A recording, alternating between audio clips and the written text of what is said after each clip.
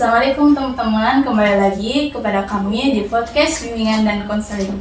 Pada podcast kali ini kita bertema tentang model dan layanan bimbingan konseling pada kurikulum 13. Oke, untuk mengetahui lebih lanjut tentang model layanan bimbingan konseling pada kurikulum 13, kita mendatangi SMK Mandiri bersama Ibu Sri Wahyuni.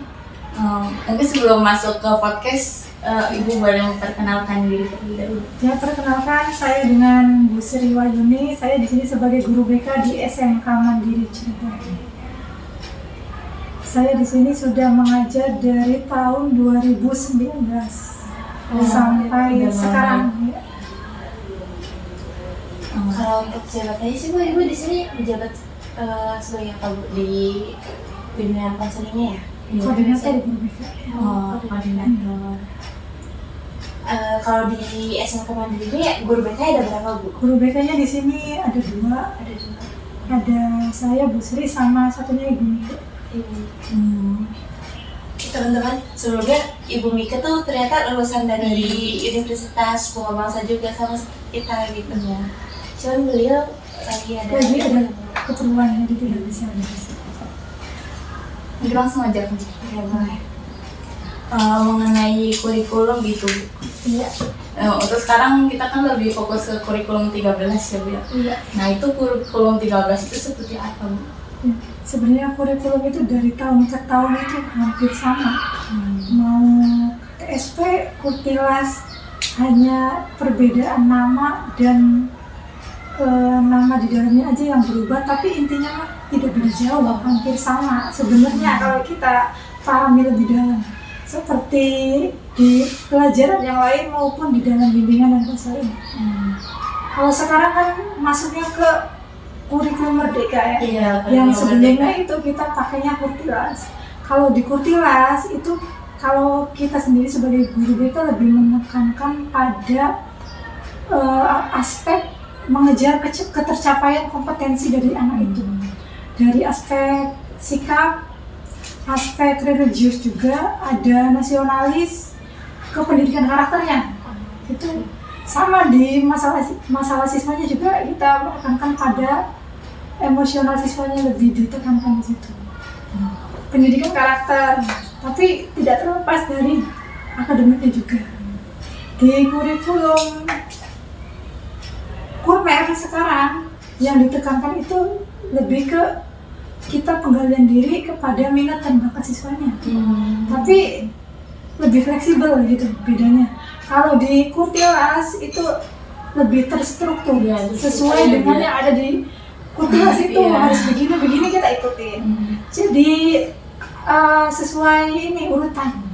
Tapi kalau di Kurmer itu lebih fleksibel penggunaannya. Jadi kebutuhan siswanya itu tergantung lebih butuhnya kemana gitu. Iya. Jadi kalau anak yang lebih pengen bebas, lebih pengen menggali lebih dalam, senangnya mungkin Kurmer.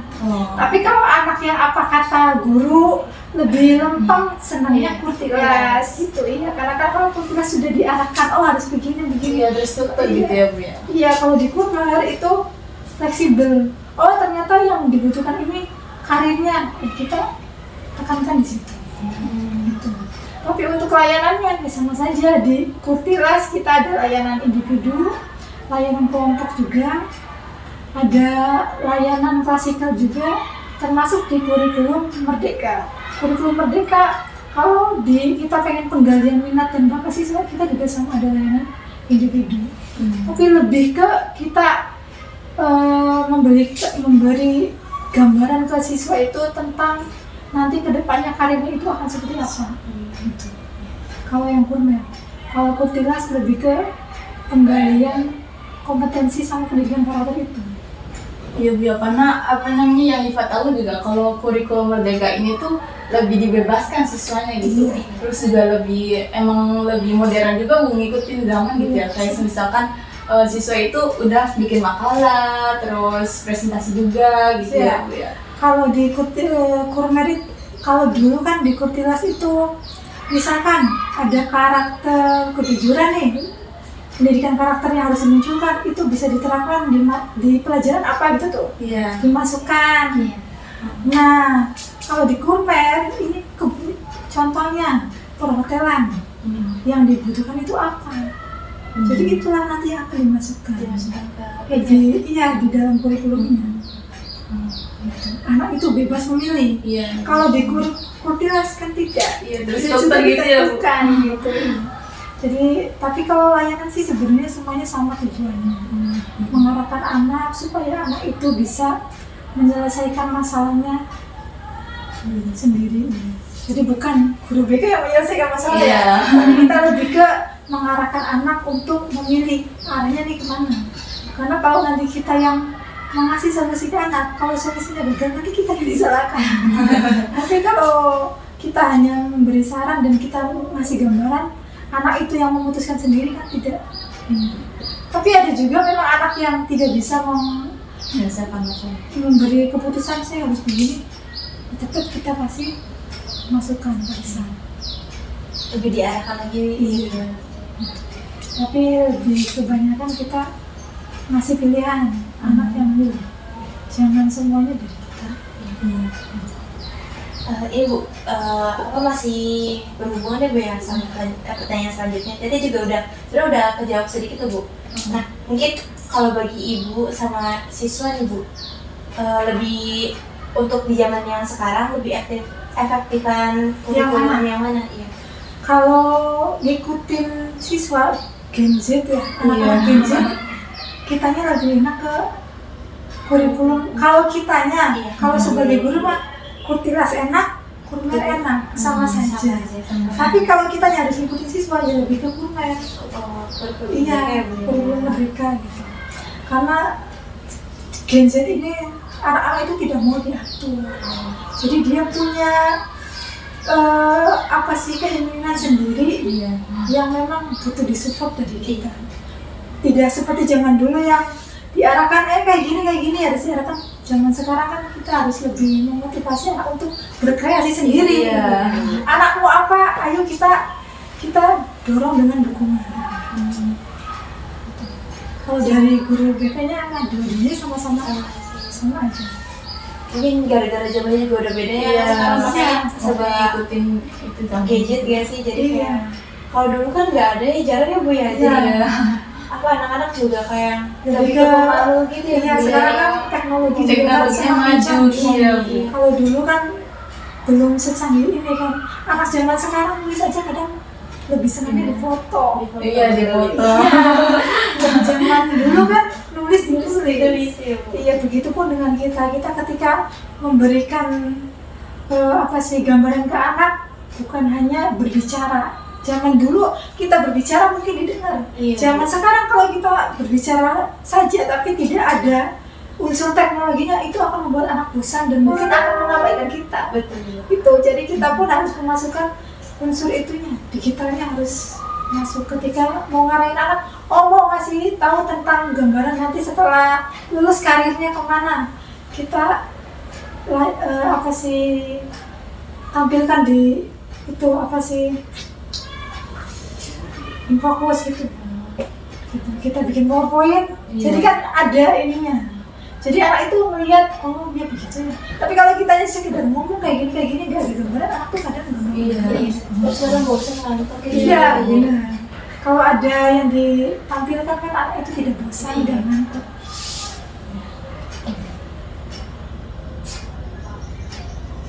Nah, untuk biasanya itu kalau pemberian layanan itu lebih efektif mana pada kurikulum 13 atau yang sekarang itu? Sama yang sekarang. Kalau zaman Kurtilas itu kan kitanya fokusnya ke penyelesaian masalah sosial juga ya. Kalau zaman sekarang kita kan lebih ke penggalian bakat dan minat. Itu gimana tadi fokusnya? Ya lebih efektifan mana gitu? Efektifnya yang Kurmer. Kalau buat siswa ya, lebih efektifnya ke Kurmer.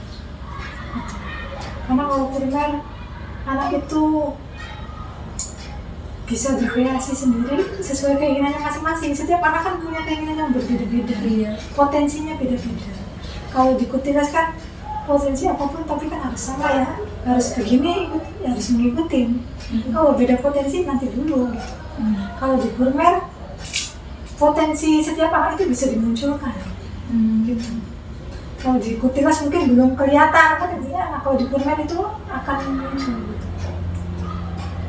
Kita yang menggali dari situ. Apa sih potensi yang dimiliki setiap anak itu?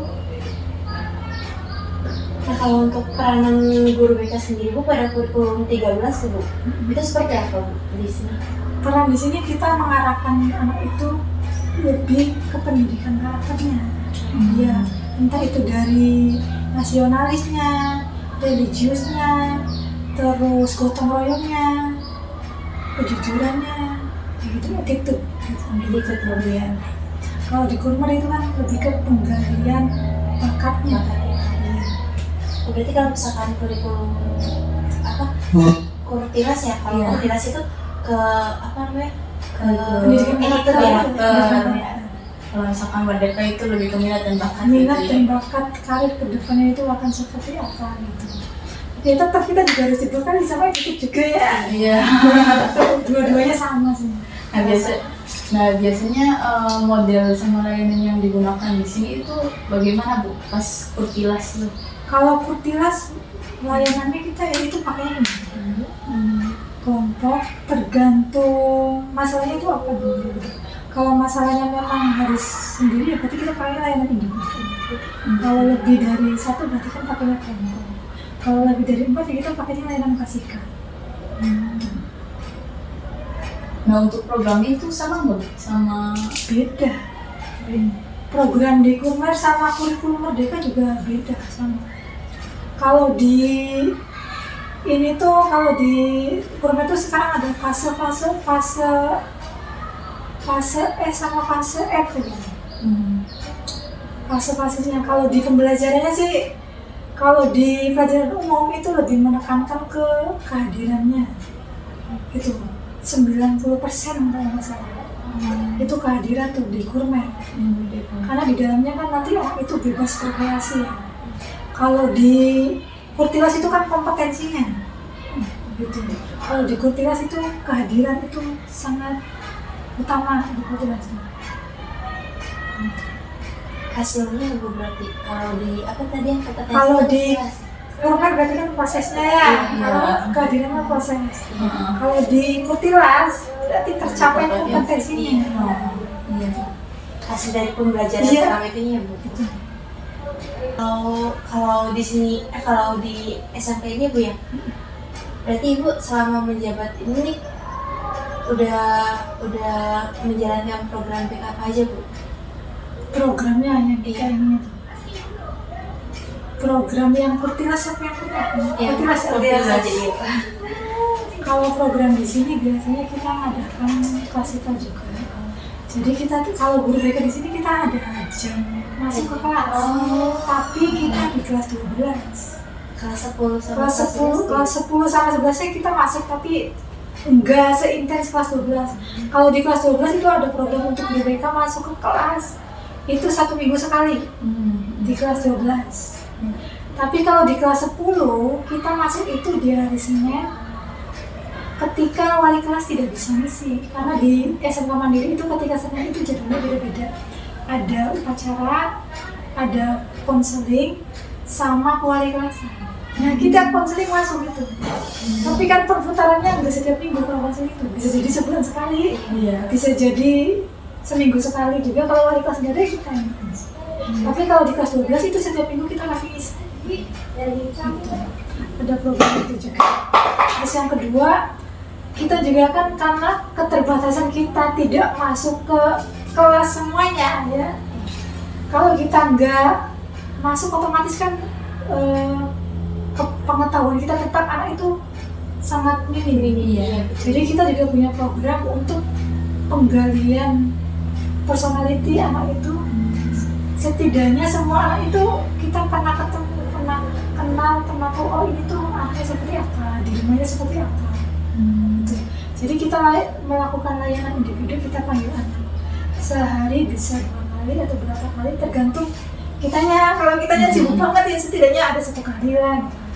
Jadi misalkan hari ini saya punya jadwal konseling kelas 10 perhotelan sama satunya 10 otomotif.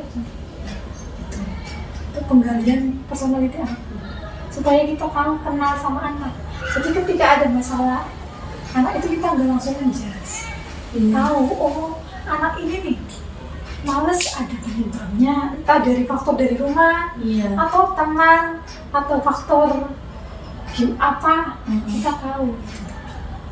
Kalau kitanya nggak tahu anak, yang ada nanti kita langsung menjudge anak. Betul Gitu. Ada home visit juga, program home visit ya. Visi itu buat Kita yang berkunjung. atau gimana? Sebenarnya kalau di kita kebanyakan kita home visit untuk anak yang memang bermasalah. Tapi kan awalnya wali kelas dulu ya. Iya. Ketika wali kelas itu butuh konseling, kita ikut. Gitu. Atau kita memang butuh pengen tahu lebih jauh tentang rumah anak itu untuk data kita ya kita terjun. Kalau memang ini dibutuhkannya sama wali kelas, kita sama wali kelas. Tapi kalau memang untuk data kita ya kita sendiri. Udah bersama wali kelas juga. Tergantung ini ya kebutuhannya. Kalau memang kita dibutuhkan sama wali kelas, kita sama wali kelas. Jadi bukan berarti home visit itu karena siswa itu bermasalah. Bisa jadi anak itu pengen kuliah, tapi masih bingung, kita pengen tahu oh kondisi rumahnya seperti apa sih, orang tuanya mendukung enggak, kan bisa jadi kita pas cek ke rumahnya kan. Tidak semua anak yang di home visit itu bisa jadi bermasalah. Begitupun ketika dipanggil sama guru kan tidak semua anak yang dipanggil sama kita bermasalah. Gitu. Tapi kalau di sini ada nggak sih Bu yang kayak anaknya sendiri yang datengin guru BK gitu buat curhat? Nah banyak, itu perbedaan anak sama kutilas. Kalau dulu di kutilas mungkin banyaknya anak yang datang ke kita karena dipanggil sama kita, atau yang memang bermasalah. Betul. Jadi kan datang ke kita ingin menyelesaikan masalahnya. Kalau sekarang di guru PR itu yang kebanyakan anak datang ke kita pengen konsultasi tentang kuliah gitu, pengen konsultasi tentang aduh saya tuh lagi belajar tapi banyak nggak konsennya nih, kenapa gitu, perbaikan nilai. Jadi lebih banyak bukan ke masalah gitu, tapi konsultasi tentang karir. Entah itu yang mau bekerja, nanti mau kemana arahnya masih bingung. Apalagi buat anak-anak kelas 12 sih BK mungkin itu juga nggak sih Bu, salah satu alasan apa guru BK masuk yang rutinnya ke kelas 12 ya. Nah itu kalau udah di kelas 12 gitu. itu kan udah mau kuliah dan kerja tujuannya, atau berwirausaha. Jadi itu arahnya kenapa kita dimasukkan ke kelas 12. Tapi bisa jadi nanti juga ada di kelas 10 dan kelas 11. Tapi untuk sekarang kita baru di kelas 12. Berarti kurikulum sekarang, apa namanya sekarang tuh siswa tuh udah lebih tahu gitu BK tuh seperti apa ya Bu ya? Kalau beda kan yang dulu gitu. Mau dipanggil kenapa? Kalau dipanggil sama BK dikiranya punya masalah, atau ada yang tahu saya keluar dari ruang BK dikiranya habis ada masalah. Kalau sekarang enggak sih, berjalannya waktu karena kan memang itu lebih ke karir, lebih ke minat bakat siswa. Sementara kadang anak itu punya bakat tapi kadang nggak tahu, jadi kan harus digali dulu. Ada yang bisa menggali dengan sendirinya, ada yang memang harus perlu bantuan orang lain gitu. Mungkin dalam diri dia juga belum sadar Bu. Bahwa itu punya bakat. Gitu. Dan bakat itu kan harus dilatih ya. Walaupun ada, kalau nggak dilatih kan nggak akan muncul. Itu yang lebih terterang di situ juga kita di Kormer ini. Oke, itu aja ya pertanyaan kita, udah terjawab semua Ibu. Terima kasih banyak. Iya, sama-sama. Udah membantu kita ya. Kita bareng-bareng belajar. Yang namanya guru bukan berarti semuanya serba tahu. Sama kita ada masukan apa-apa juga untuk menjadi ilmu buat kita. Jadi kalau zaman sekarang juga guru tuh harus update banget ya Bu ya. Kadang siswa itu kadang lebih tahu dari guru. Untuk itu kadang kita juga dapat ilmu dari siswa. Anak-anak kadang kalau guru kan ya mungkin anak lebih update ya. Dia semakin update gitu. Makanya kita harus ikutin. Sebenarnya supaya anak ketika ngomong apa kita nyambung gitu. Sekarang kan pakainya ini kode apa? Bahasa asing. Bahasanya. Bahasa dulu. Kalau sama anak kita nggak ngerti juga kan. Nanti yang ada nggak jelas harus update guru atau tahu. Guru BK harus update banget. Mereka juga kan temennya ya bagi siswa. Dan siswa siswa itu lebih senang ngobrol sama orang yang nyambung. Iya. Kalau kita nyambung gak nyambung gak mau anaknya. Iya. Oke, itu aja ya. Sudah cukup. Iya, sudah cukup ya Bu. Terima kasih banyak. Terima kasih banyak, Sama-sama. Bu. Terima kasih juga atas kunjungannya. Terima kasih. Semoga ilmunya bermanfaat. Amin. Amin. Mohon maaf apabila ada kekurangan atau kesalahan dalam podcast ini. Iya Bu. Jadi kesimpulannya untuk kurikulum 13 itu hubungan konseling itu lebih ke kompetensi ya. Kalau misalkan di kurikulum Merdeka ini lebih ke minat dan bakatnya siswa gitu. Sebenarnya dua-duanya juga efektif ya. Cuman emang tergantung Zamannya zamannya aja aja. gitu. Oke teman-teman, mungkin itu saja podcast dari kami.